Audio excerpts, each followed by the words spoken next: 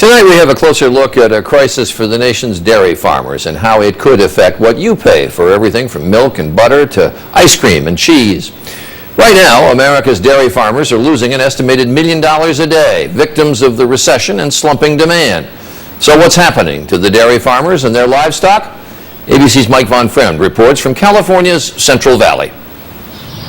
At the Machado Dairy Farm outside of Fresno, California, cobwebs cover the milking equipment and the hay barns are empty. It was the most emotional thing I think I've ever had to do. And I also had to be the one when it was time to say goodbye, to say, Daddy, it's time. The Machados were losing $70,000 a month. So after 40 years in the dairy business, they sold their cows and got out. Dairy farmers across the country have been hit by the global recession as hard as any single segment of the economy. It costs dairy farmers $1.50 to produce a gallon of milk, but since the beginning of the year, they've only been getting $1 back, a staggering loss of 50 cents on every gallon they produce. It's a crisis of supply and demand. Although milk sales are up slightly, sales of other dairy products at the supermarket are down.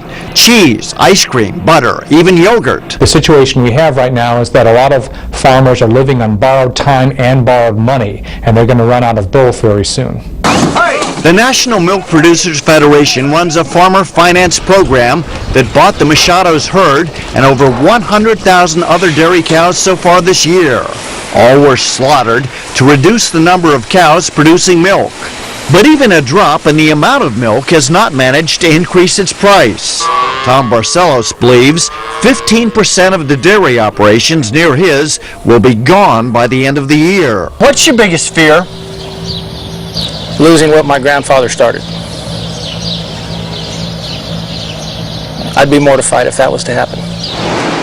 But until the price dairy farmers receive from milk goes up, the number of dairy farms in America is certain to go down. Mike Von Fremd, ABC News, Tipton, California.